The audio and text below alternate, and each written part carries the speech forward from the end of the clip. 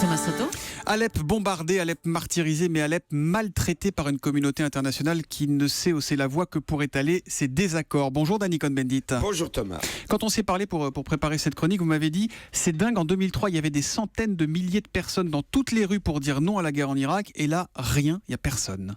Oui Thomas, c'est clair, enfin rappelons-nous, quand il y a eu le début de l'intervention en Irak, des centaines de milliers de personnes sont descendues dans la rue en disant cette intervention est basée sur un mensonge des armes de destruction massive, de mensonges des Américains, des Anglais, etc., enfin des gouvernements. Eh bien aujourd'hui, nous avons un gouvernement, le gouvernement d'Assad et son soutien à Moscou, Poutine, qui n'arrête pas de mentir. Ils ont menti sur la Crimée, ils mentent sur ce qui se passe en Syrie, ils bombardent, ils font semblant de négocier, mais en fait ils bombardent, ils avancent, etc.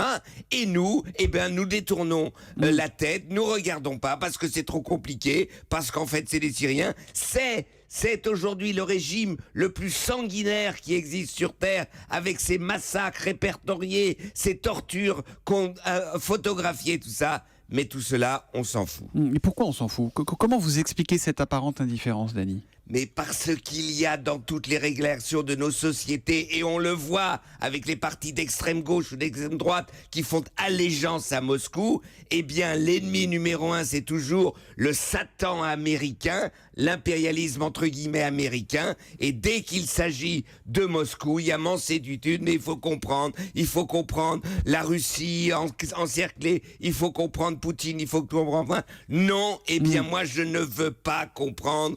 En ce moment, on laisse mourir les Syriens parce que nous faisons du philo-russe, on est pro-russe contre les Américains. Mais il y a une autre différence, Danny, c'est que sur l'Irak, chaque politique montait au créneau en fonction de ses convictions.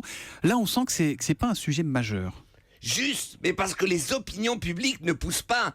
À l'époque, on voulait être, avec raison, au diapason des opinions publiques, des manifestations. On a vu au Conseil de sécurité Dominique de Villepin, Joschka Fischer. Nous avons vu les Américains devant se justifier, le ministre des Affaires étrangères américain au Conseil de sécurité. Aujourd'hui, vous avez vu les grands représentants de la diplomatie au Conseil de sécurité pousser publiquement les Russes enfin à faire quelque chose. Eh bien non, parce que les opinions publiques sont muettes. Eh bien, j'appelle qu'on descende dans la rue, SOS Syrie, SOS Alep. On ne peut pas laisser faire ce qu'il se fait, sinon nous sommes les complices de Vladimir Poutine. Et alors, Marine Le Pen, Jean-Luc Mélenchon et tout cela ont raison, nous sommes les alliés de Poutine contre les Syriens. SOS Syrie, SOS Alep, l'appel lancé ce matin par Danny Cohn-Bendit et qu'il faut entendre. Dans un instant, vous entendrez un témoignage Ismaël qu'on a joint à Alep. Vous allez voir concrètement ce qu'est la vie sous les bombes là-bas. À demain matin, Danny.